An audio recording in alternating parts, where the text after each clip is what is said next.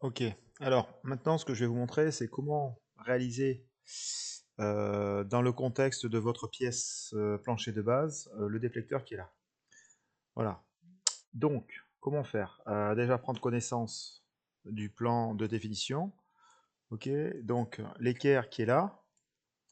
Voilà, donc cette petite partie-là, là, qui fait 15 par 6, cette languette, elle va venir s'insérer à l'intérieur de ces logements que vous avez modélisés. Voilà.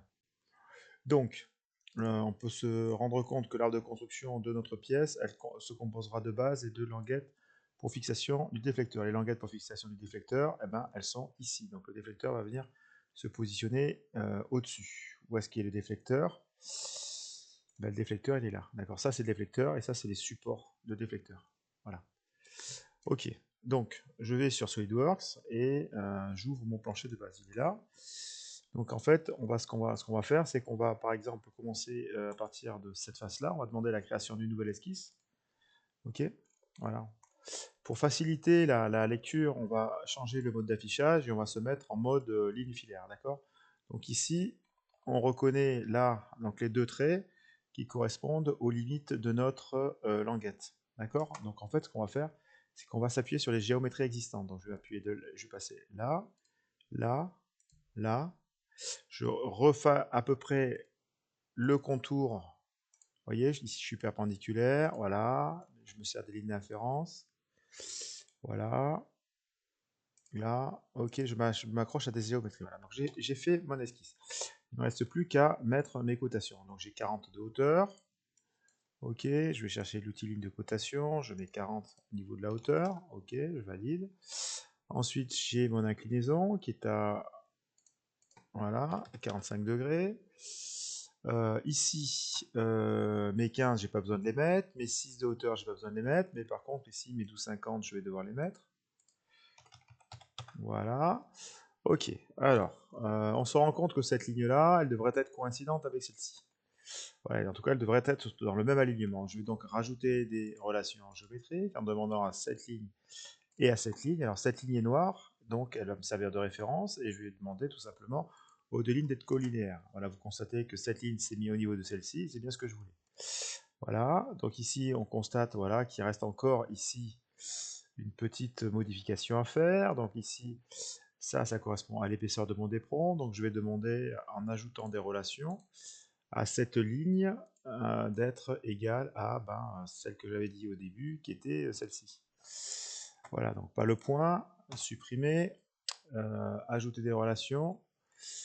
Donc cette ligne est égale à celle-ci, il n'est pas d'accord. Ok, je supprime, je supprime.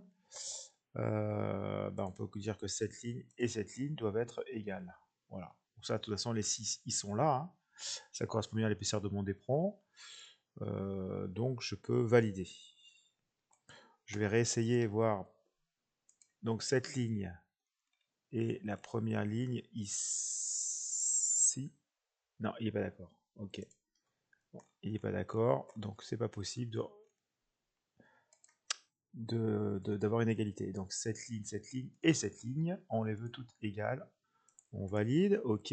Alors, qu'est-ce qui reste? Il reste à régler la position. Et la position, on va les régler à partir des 20 qui nous sont... Voilà. Ok. Voilà. Et la longueur. Alors, la longueur, ici, étant donné que mon dessin, voilà, il comporte 15, on peut se douter qu'ici, on va avoir la même chose que là. Donc, on va avoir une relation d'égalité entre là et là. Ok. Donc, on ajoute des relations. On sélectionne les deux entités. Alors attention, pas le point, supprimer la sélection. Et on demande une égalité. J'ai bien ça et ça qui sont sélectionnés. Égal, je valide. Ok, parfait. Donc là, l'idée maintenant, c'est de créer de la matière. Voilà. Et là, l'idée, c'est que je vais repasser en mode rendu. Et en fait, je vais spécifier au logiciel de ne pas fusionner le résultat. Et par contre, au niveau de la condition de fin de ma fonction, je vais aller jusqu'à la surface et je vais dire, voilà, donc c'est ici. Voilà. Ok. Voilà. Donc je me retrouve avec deux corps volumiques. Le premier corps volumique qui est, alors il l'a nommé passage d'air, mais c'est pas passage d'air, donc je vais le renommer Donc ça sera plancher de base. Ok, et là, ici, celui-là, eh bien, ça sera, si je regarde le nom de cette pièce, alors la pièce, c'est l'équerre support de déflecteur. Donc je vais le renommer comme équerre support de déflecteur.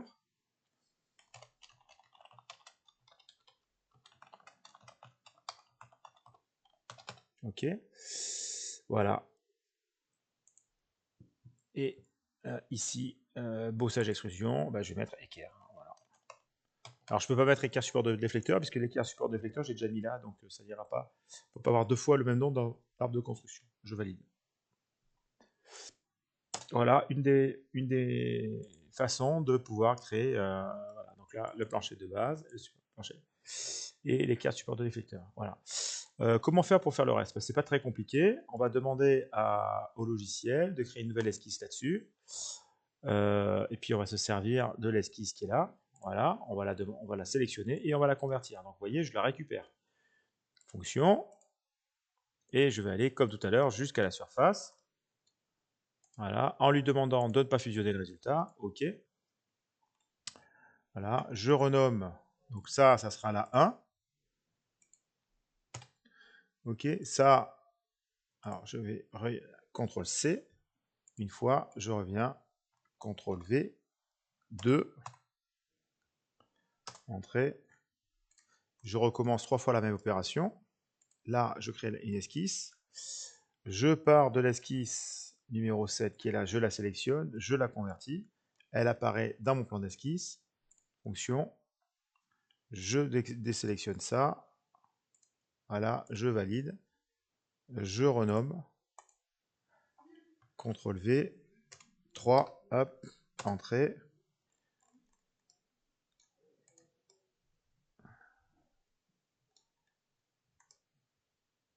Voilà. Bah là, je me suis trompé en fait. Hein. Il n'aurait pas fallu qu'elle soit là. Alors, voilà, en fait, qu'est-ce qui s'est passé là? Je me suis trompé de plan d'esquisse. Alors, le plan d'esquisse, j'ai pas besoin de tout recommencer. Je vais éditer le plan d'esquisse et je vais lui dire, mais non, c'est pas là que je veux aller. C'est sur ce plan-là. Je valide. Voilà. Et donc, alors, je valide. Alors, forcément, ma fonction, la fin, elle est là. Mais non, il faut que je modifie ça aussi. Donc, je modifie ma fonction et à ce moment-là, d'en face, je vais pas sélectionner cette face, mais c'est celle-ci. Je valide. Voilà. Je recommence une dernière fois. OK, je prends toujours l'esquisse numéro 7, je la convertis et je demande la création d'une fonction qui va jusqu'à la face, surface qui est là, je valide. Je désélectionne, voilà, tac, une fois encore, CTRL-V, hop, et 4. Voilà, je valide et j'ai fait mes 4 équerres. Voilà. Donc vous avez compris comment on va pouvoir insérer à l'intérieur d'une pièce plusieurs autres pièces, simplement en déclenchant l'option fusionner. Je me retrouve donc avec 4 pièces. D'accord? Et là, clic droit, je vais pouvoir isoler les pièces. Voilà. Et clic droit, exporter en DXF chacune des faces. Voilà, ce qui me permet d'avoir finalement un assemblage, une vue d'ensemble de mon aéroglisseur. Voilà. C'est terminé.